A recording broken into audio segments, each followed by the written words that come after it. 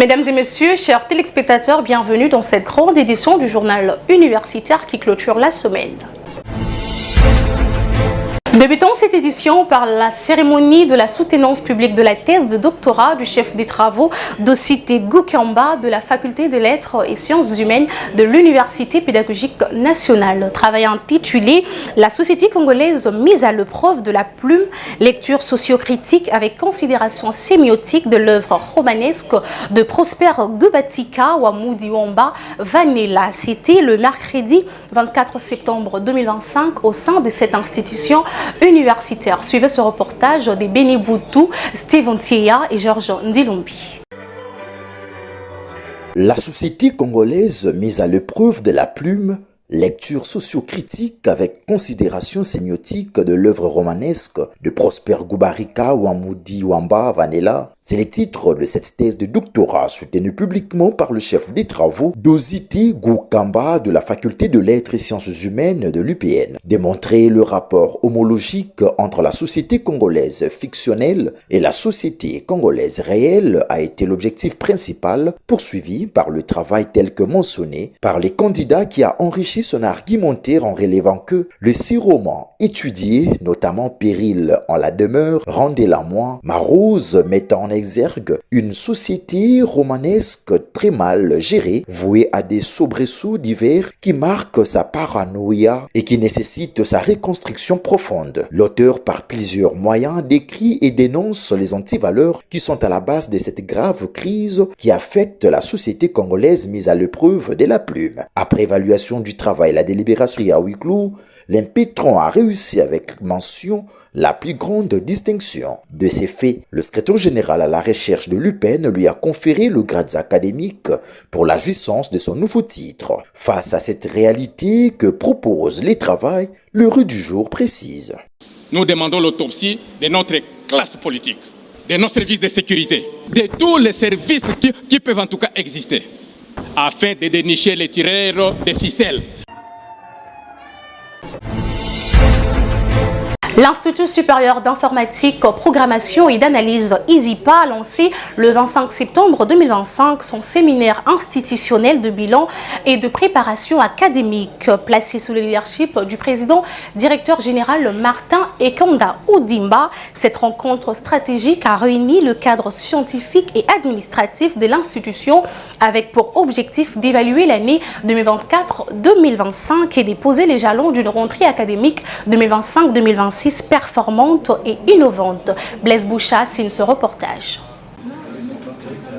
Sous le leadership de Martin Ekanda Odimba, président directeur général de l'Institut supérieur d'informatique, programmation et d'analyse, ISIPA en sigle, s'est ouvert les séminaires institutionnels de bilan et des préparations académiques ce jeudi 25 septembre 2025 dans la salle de conférence Mayomba de la Compagnie des Jésuites au Congo. L'activité a réuni le comité de gestion ainsi que le cadre scientifique et administratif de l'institution. L'objectif principal, évaluer l'année académique 2024-2025 et préparer efficacement celle de 2025-2026. Dans son allocution d'ouverture, le président directeur général a présenté le nouveau membre du comité de gestion et du corps académique avant de fixer les grandes orientations du séminaire. Le directeur général, le professeur Ephraim Bakilou Zaïssou, a pour sa part détaillé les modalités de travail et les points inscrits à l'ordre du jour. Le rapport financier de 2024-2025, présenté par l'administrateur du budget, M. Omba, qui a mis en lumière la situation des finances et formulé plusieurs recommandations pour l'année à venir. S'en sont suivies des interventions marquantes, notamment de Mme Antal Boulanza, chef des sections de sciences informatiques et communication numérique de l'ISIPA, du chef des sections de sciences commerciales et administratives, du professeur Aimé, secrétaire général à la recherche, ainsi que de Jean-Marie Kassamba pour le compte du département de communication numérique. Chacun a exposé les réalisations de l'année écoulée et proposé des pistes d'amélioration pour renforcer la qualité de l'enseignement. En clôturant cette première séquence de travaux, le président directeur général de l'ISIPA, M. Martin Ekanda Odimba et Mme Antal Boulanza se sont exprimés en ce terme. Le séminaire que nous organisons aujourd'hui à l'ISIPA, c'est pas la première, c'est une vieille tradition que nous avons simplement remis à jour. Ça me permet de faire le bilan de l'année qui vient d'être achevée et de faire les projections pour l'année prochaine ainsi que les années à venir. Vous avez vu la nouvelle équipe que j'ai présentée aujourd'hui et j'ai vraiment donné un grand challenge à l'équipe qui est là, qui a comme principale mission d'amener le diplôme de l'ISIPA au niveau, de sorte que ce soit reconnu au niveau de l'Union européenne, au niveau international. Et nous avons le label que nous poursuivons, c'est le label RS.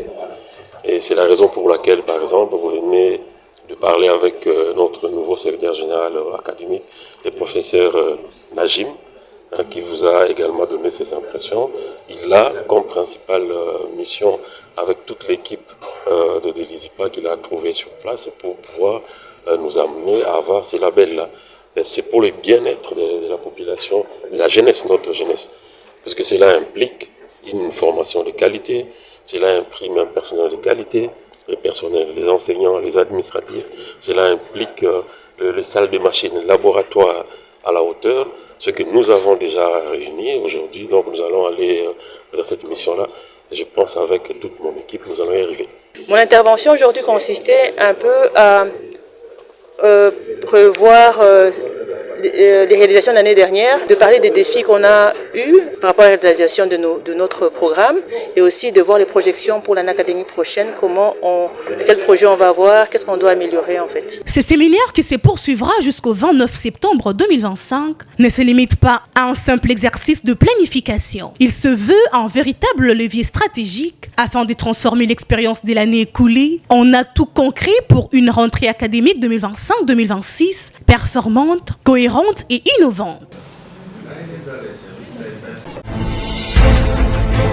La Haute École des commerces de Kinshasa, dirigée par le professeur Nyonsaba Sebigunda Edson, a remis officiellement ce vendredi 26 septembre 2025 un parking moderne à l'inspection générale de la police. La cérémonie s'est tenue sur le site même de l'ouvrage en diagonale de l'Ipekino. Suivez ce reportage que vous propose Blaise Bouchard.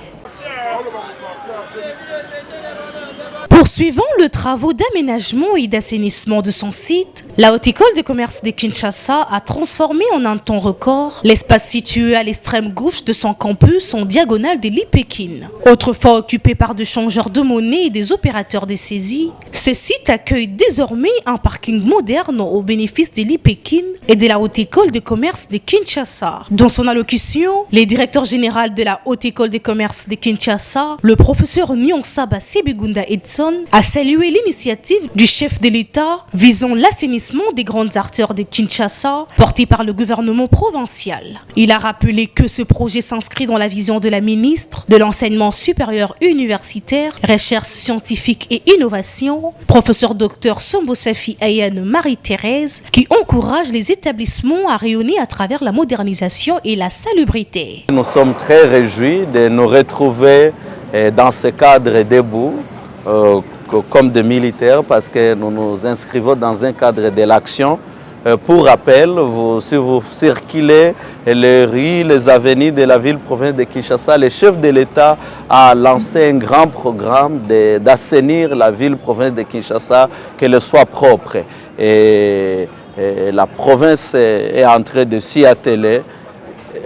En ce qui nous concerne, notre autorité de tutelle, Son Excellence Madame la Ministre Sombo Ayane Safi Mukuna Marie-Thérèse, voudrait que les établissements de l'enseignement supérieur universitaire puissent rayonner, puissent être la lumière dans la société. C'est dans ce cadre que nous avons effectué beaucoup de réformes d'assainissement, pas seulement de l'environnement, mais de l'homme aussi dans son cerveau, à l'intérieur. Nous n'avons pas voulu commencer par l'assainissement de l'extérieur, comme l'Évangile parle de tombeaux blanchis, mais nous avons commencé par l'intérieur et nous sommes en train d'atterrir par aménager tous les contours. Le directeur du cabinet adjoint de la ministre a procédé à l'inauguration et à la remise officielle du parking en présence de l'inspecteur provincial de la police congolaise par l'arrosage du lieu. Par cette occasion, j'inaugure ce parking qui a été réfectionné par la Haute École de commerce. Et je félicite le bon voisinage entre la police nationale et la Haute École de commerce. Merci. La cérémonie s'est terminée par une visite guidée du comité de gestion et de l'inspecteur provincial de la police à l'espace entrepreneurial de la Haute École des commerces de Kinshasa afin d'apprécier la mise en pratique des enseignements par les étudiants.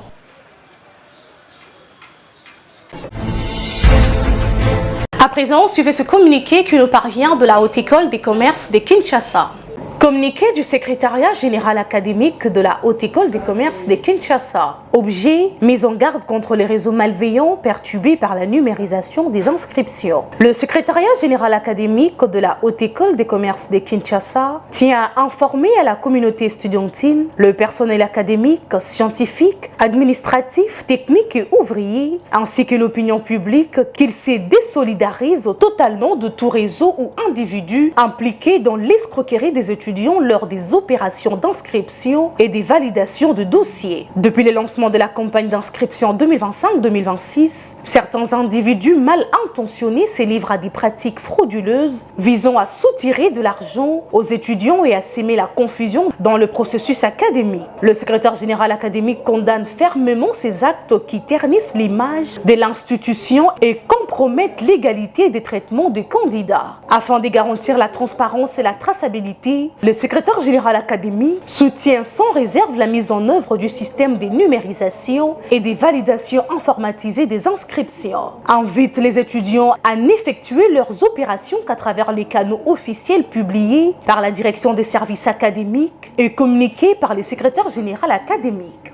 Encourage les dénonciations de toute tentative d'escroquerie ou de corruption auprès du secrétaire général académique ou des instances disciplinaires compétentes. Le secrétaire général académique rappelle que la réforme de la numérisation vise à sécuriser les données, réduire les files d'attente, limiter les fraudes et protéger les étudiants contre toute forme d'exploitation financière. Fait à Kinshasa le 24 septembre 2025, le secrétaire général académique, le professeur Ndenza Pangou François Miché.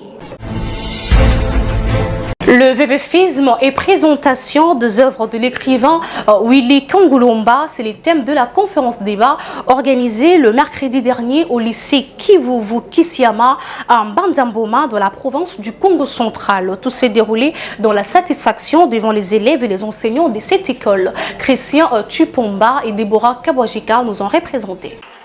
C'était face aux élèves et les enseignants du lycée Kivuvu Kisiama, situé dans les territoires de Madimba, province du Congo central, qu'a débuté cette conférence débat sur le VVFisme et présentation des œuvres de l'écrivain Willy Kangulomba. Un concept créé par l'écrivain lors de sa recherche doctorale qui est l'inclinaison des dirigeants africains à courir derrière le bien de consommation qui s'éloigne de sa mission de servir le peuple. J'ai l'idée de rencontrer les élèves, les jeunes gens, pour partager mes idées.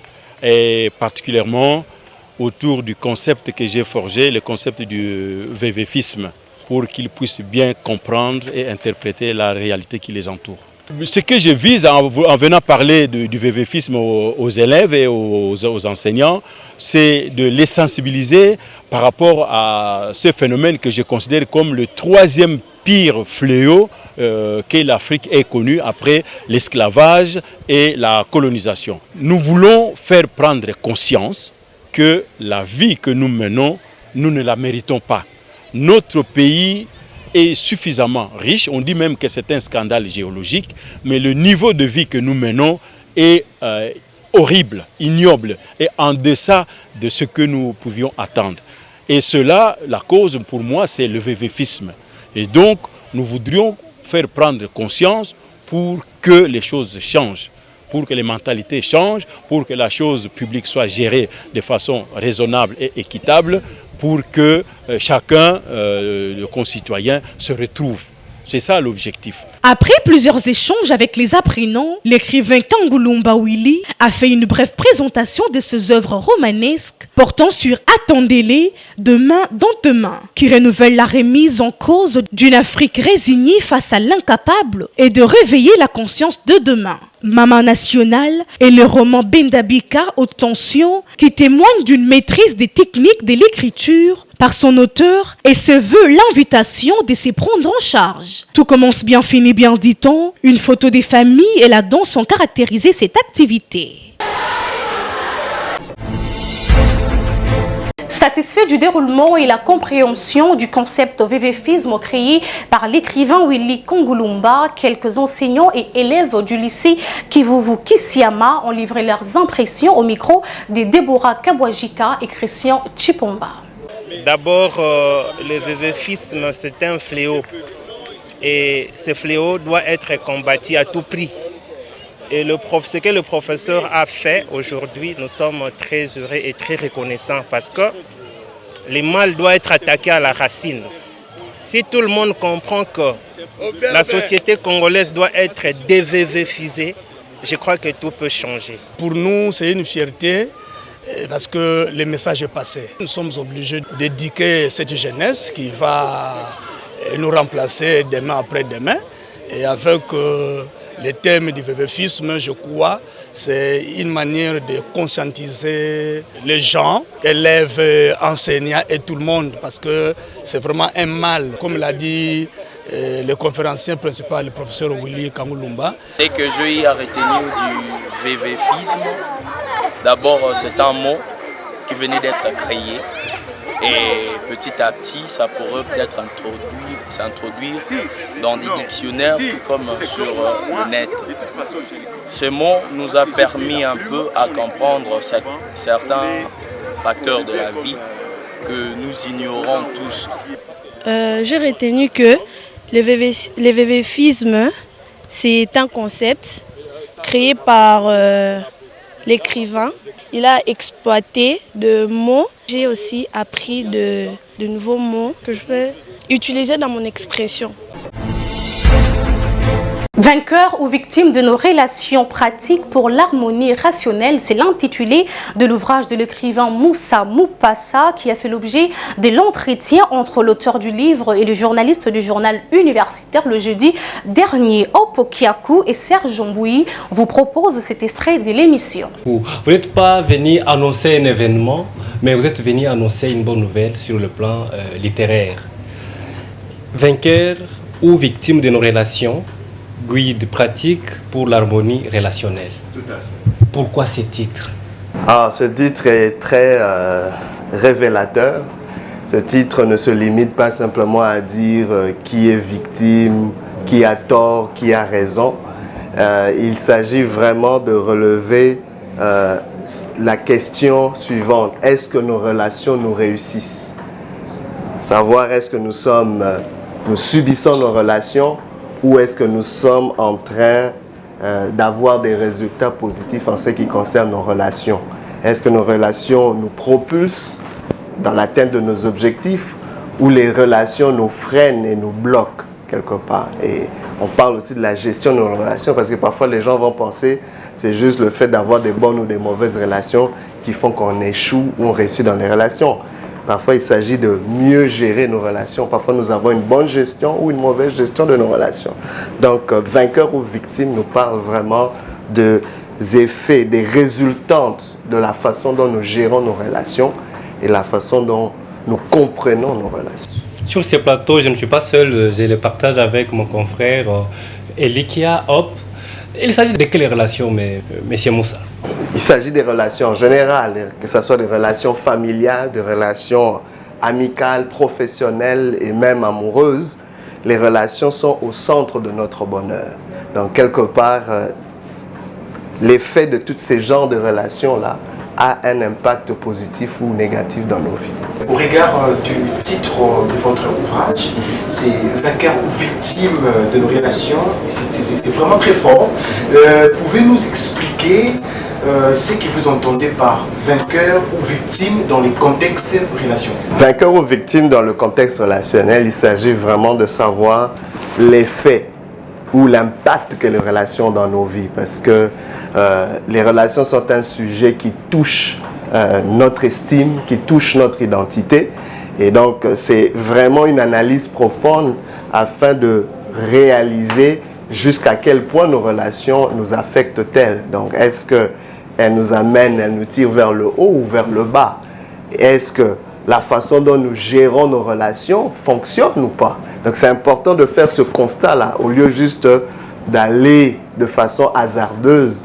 Mais ce livre vient vraiment nous redonner une certaine intentionnalité en ce qui concerne nos relations. Comment peut-on réellement identifier ces blessures quand on les a normalisées ou ignorées depuis longtemps? C'est vrai que ce n'est pas facile, parce que des blessures qui sont normalisées tendent à devenir invisibles. On ne les reconnaît plus parce que ça fait tellement longtemps que ça devient naturel, ça devient un mode de vie et ça peut même devenir générationnel où on les hérite et on continue.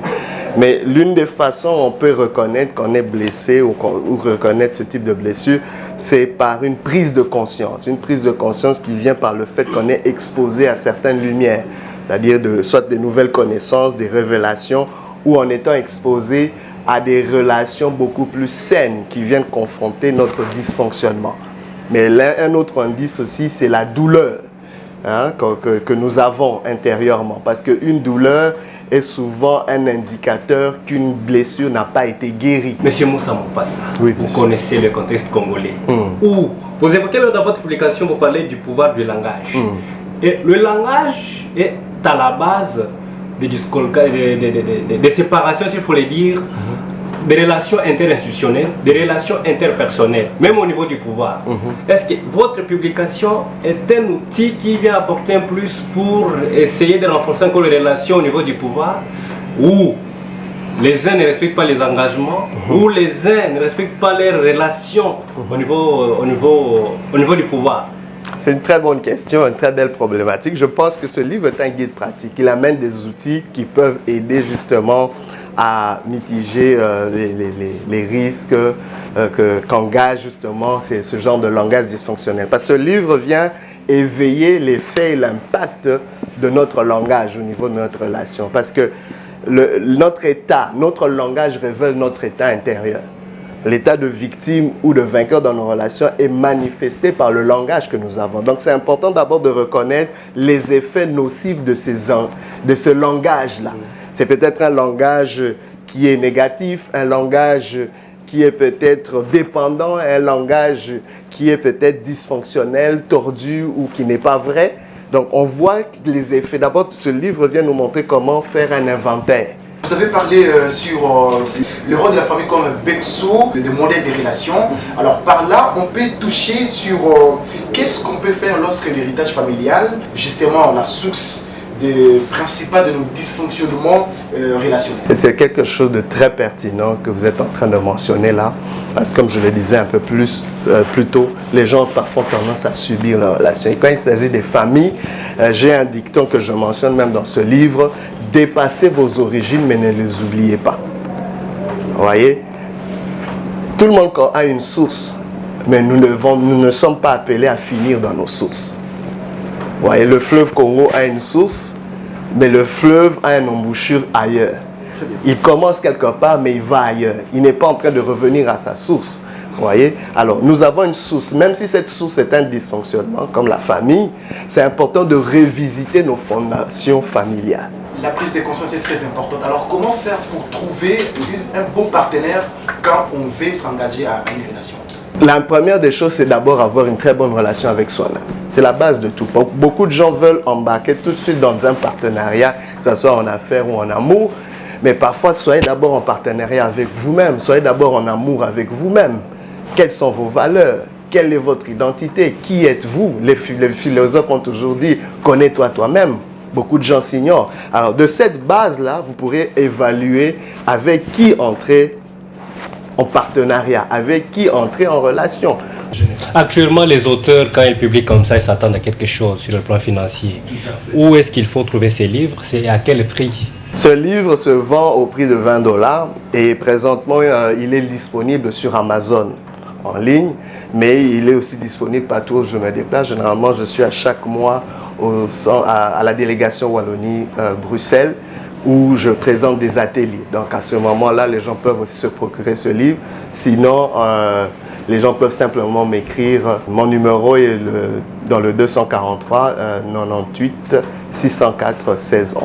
Une adresse mail, c'est moupassa@gmail.com. Mesdames et messieurs, chers téléspectateurs, nous sommes arrivés à la fin de cette grande édition du journal universitaire. Si vous l'aviez aimé, dites merci à Jérès Landou qui était derrière la caméra.